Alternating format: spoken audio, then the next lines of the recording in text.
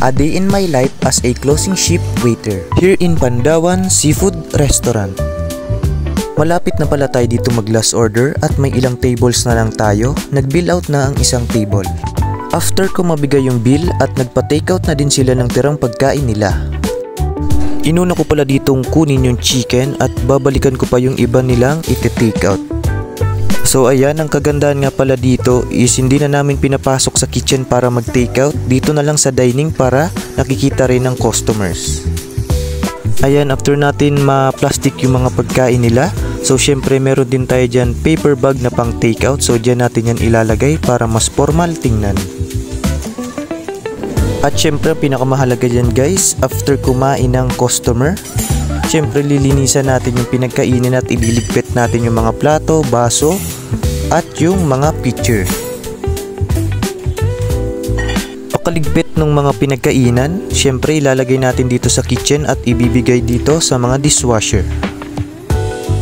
At isasanitize nga pala natin tong table, syempre para din sa cleanliness. Kung may uupo man ditong panibagong mga customers, yan dadatnan nila malinis at maayos.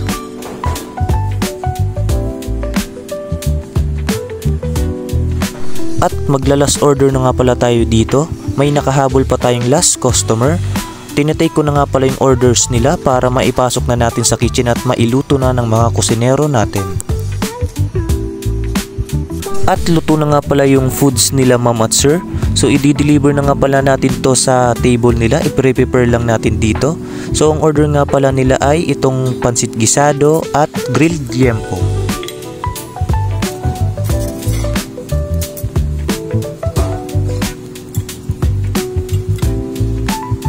Ayan, at ready to serve na. Dadali na natin sa table nila ma'am at sir. At syempre, hindi rin magpapauli yung best seller nating appetizer dito sa Pandawan, yung vegetable shrimp ukoy. At dahil malapit na tayo mag-closing, always kong chine-check kung refill na ba or nabawasan ba masyado tong plato natin at mga baso.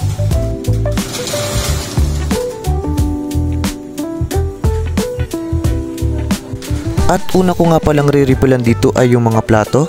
So yan, lalabas tayo sa kitchen kasi nandyan yung mga plates at mga baso. Diyan ako kumukuha ng pang re-refill dito sa dining. So yan, syempre mga basa-basa pa yan kasi galing hugasan. So pupunasan natin yan bago ilagay. Pagkatapos kong refillan yung mga plates, so isusunod ko na nga pala dito yung mga baso.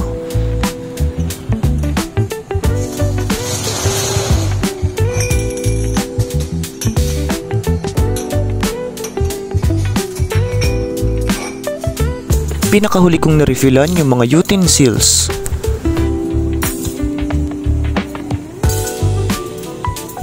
Dahil last order na tayo, hindi na tayo magpapapasok ng customers. Nag-ready na din ako maglinis para mabilis tayo matapos. Ayan, after ko maglinis sa dining, dito naman tayo sa function hall.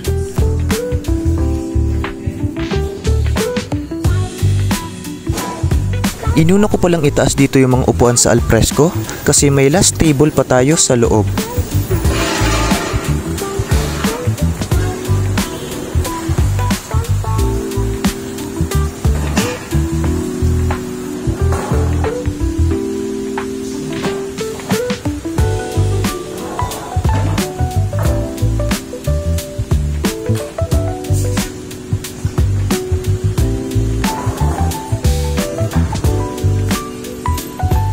Pagkatapos ko sa alfrescong itaas yung mga upuan, sinunod ko na nga pala dito sa function hall.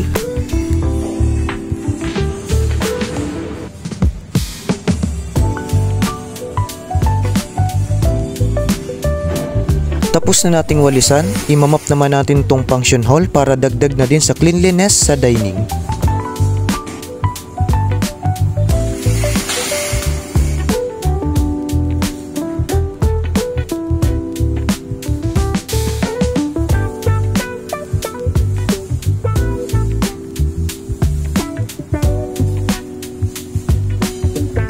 Siyempre kung gusto na agad makauwi, binibilisan ko na nga pala yung kilos ko dito kasi gabing-gabi na din.